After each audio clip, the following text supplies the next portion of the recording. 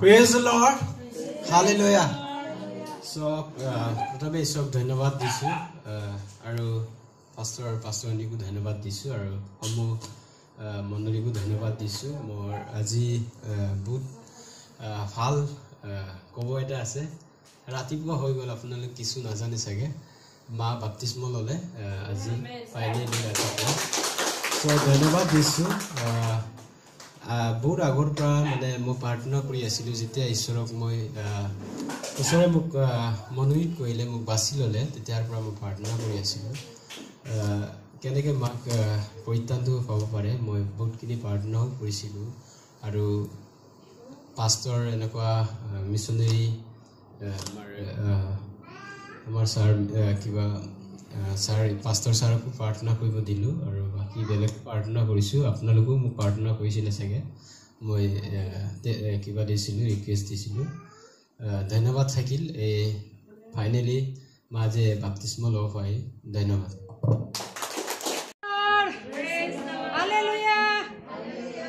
মোৰ টেষ্টমনি আছে আমাৰ ঘৰৰ ওচৰ চুবুৰীয়া এজনী জোনাকী বুলি মহিলা এগৰাকী আছে। মানুহটো খুব মদ খাই মানুহজনক খুব মাৰে, সদায় মাৰপিট কৰে। আনদিনাখনতো মাৰে, এনেকুৱা মানুহজনীকে ভয় কৰে মানুহজন। কিন্তু কি হৈ গ'ল মানে তেওঁ মানুহজন মানে মদ খাই পেলাই মানুহজনীক ইমানেই মাৰে, মাৰি অৱস্থা কৰি অৱস্থা নাইকিয়া কৰি দিয়ে হা। তেতিয়া ওচৰ চুবুৰীয়াবিলাক ডিষ্টাৰ্ব পায়, তেতিয়া সিহঁতে গৈ পেলাই কেছ দি দিলে। কেছ দিয়াৰ পাছতে মানুহজনক ধৰি পেলাই থানাত লৈ গ'ল।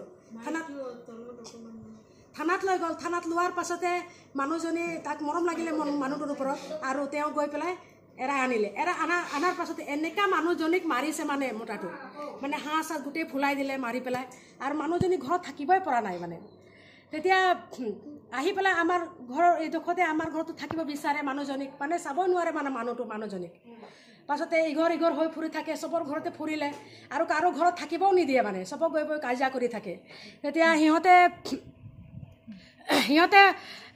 মোৰ ওচৰত এগৰাকী আছে, তেওঁ আহি পেলাই ক'লে যে তুমি যোৱা ফুলবিনাৰ ওচৰত, তেওঁ তোমাৰ কাৰণে প্ৰাৰ্থনা কৰি দিব বুলি।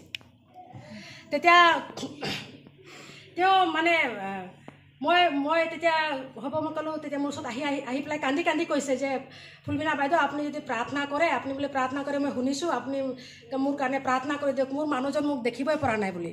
তেতিয়া তেওঁ কৈছে তোমাক কিবা যাদু মন্ত্ৰ কৰি দিছে নেকি, এনেকৈ কৈছে। তেতিয়া মই কৈছোঁ হ'ব, যীশু নামত যদি তুমি আহিছা ঈশ্বৰৰ ওচৰত, তেতিয়াহ'লেতো যাদু মন্ত্ৰনো কি যীশু খ্ৰীষ্ট মৰা মানুহক যি উঠাব পাৰে, যাদু মন্ত্ৰ কি বস্তু হয়, এইটোতো শয়তানৰ কাম হয়, এনেকৈ ক'লোঁ। আৰু মই তেওঁক ঈশ্বৰ বাক্য কৈছোঁ, তেওঁ ঠিকছে কান্দিলে। তেতিয়া মই তেওঁক বুজাইছোঁ, তুমি নাকান্দিবা, তুমিতো ঈশ্বৰৰ ওচৰত কান্দি আছা, ঈশ্বৰে তোমাক চাই আছে, তোমাৰ বিশ্বাসটো চাই আছে, তুমি মোৰ ওচৰত অহা নাই, তুমি ঈশ্বৰৰ ওচৰত আহিছা বুলি।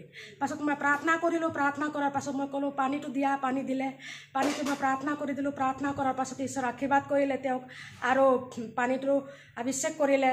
আৰু সেই পানীটো মই ক'লোঁ তুমি বিশ্বাসেৰে ঘৰত যোৱা, তুমিতো যাব নোৱাৰিবা, তোমাৰ ল'ৰাটোক মাতা, আৰু ঘৰত মানুহজন যেতিয়া নাথাকিব সেই সময়তে তুমি ঘৰটোত গোটেইফালে যীশু নামত তুমি ছটিয়াই পেলাই আহিবা, আৰু পানী অলপ ৰাখিবা, আৰু সেই পানীটোত তোমাৰ দেউতাক অলপ খুৱাবলৈ ক'বা।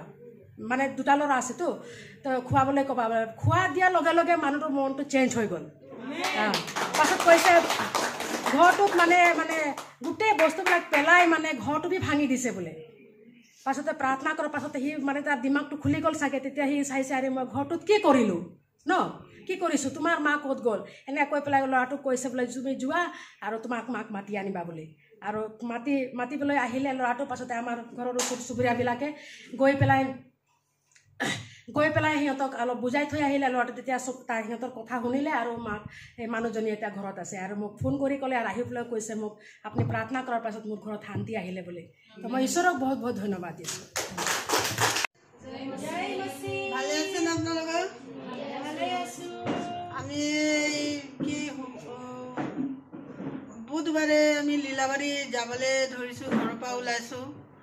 তাৰপিছত অকলে আহি আছোঁ 11টা বজামান।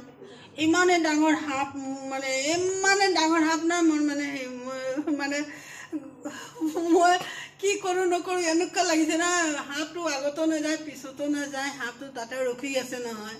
তাৰপিছত মই ভাবিলোঁ কি দৌৰি মোক খেদা মাৰি যাব। তাৰপিছতে মই তাতে কৈছোঁ যীশু প্ৰভু আপুনি বচাওক, যীশু প্ৰভু আপুনি বচাওক, আপোনাৰ মোক বিশ্বাস কৰোঁ, আপোনাৰ মোৰ বেটি হয় পিতা, মোক আপুনি বচাওক, মোৰ ইয়াত মোৰ কোনো নাই, আপুনিয়ে আছে ঈশ্বৰ। এনেকৈ প্ৰাৰ্থনা কৰিলোঁ মনে মনে মনে মনে মনে কৈছোঁ, জোৰকৈ কৈছোঁ। তাৰপিছত লাহেকৈ ডেং আছিলে এটা সাপটো সোমাই গ'ল আৰু সাপ সোমাই গ'ল। তাৰপিছত আকৌ তাৰ 2 দিন পাছত আমি সেইখিনিৰ পৰা আহিছোঁ। সাপটো এনেকৈ দীঘল সাপ নহয়, মই টিংকু আহি আছোঁ, আকৌ ৰাস্তাতে সাপ আছে নহয় দীঘল। টিংকু একদম ঘপকৈ মটৰ চাইকেল ৰখি দিলে। মই কি হ'ল টিংকু ঐ মা ইমানে সাপ আছে ডাঙৰটো চাই বোলে। তাৰপিছত টিংকু চব গাড়ীবিলাকে এনেকৈ হাত দিছে, আপুনি ৰখি দিয়ক ৰখি দিয়ক ৰখি দিয়ক। তাৰপিছত মই কেলৈ ৰখিছা, কোনোবা ব্ৰেক মাৰি এনেকৈ কিবা ঘটনা হৈ যাব, সে নালাগে। হে প্ৰভু আপুনি বচাওক, হে প্ৰভু বচাওক, যীশু প্ৰভু যীশু প্ৰভু মোক বচাওক, প্ৰভু মোক বচাওক, আপোনাৰ মই বহুত মহিমা কৰিছোঁ পিতা, মোক মানে এতিয়া মোৰ উপায় নাই, ক'ত পলাওঁ আৰু। তাৰপিছত লাহেকৈ আকৌ জংঘলত সোমাই গৈছে। সেইকাৰণে ধন্যবাদ কৰিছোঁ প্ৰভু। 12:30 বজাত মই বাচন ধুই আছিলোঁ, মোৰ ডিউটি আছিলে ইভিনিং বগী নদীত। এইটো সময়ত মই এনেও ঈশ্বৰৰ গুণগুণাই থাকোঁ, ঈশ্বৰৰ গীত গুণগুণাই থাকোঁ। ঈশ্বৰে মোক বচালে। মোৰ কুঁৱা পাৰটোৰ ওচৰত এইডোখৰতে মই বাচন ধোৱাৰ ওচৰতে ইমান ডাঙৰ সাপ এটা সেইডোখৰতে বহি আছিলে। তাৰপৰা যেতিয়া মই পানীটো এনেকৈ বাচন ধোৱা পেলালোঁ, মই বহিব লওঁতে মই পিছপিনে সাপটো দেখিলোঁ, একদম বহুত দীঘল। তাৰপৰা মই একদম জঁপিয়াই কুঁৱা পাত পালোঁ, ল'ৰাটোক মাতিলোঁ, ল'ৰাটো একদম জঁপিয়াই আহি সাপটোক মাৰিলে। ঈশ্বৰ মই বহুত বহুত ধন্যবাদ দিওঁ, ঈশ্বৰে মোক বচালে, সেইকাৰণে ঈশ্বৰ বহুত ধন্যবাদ।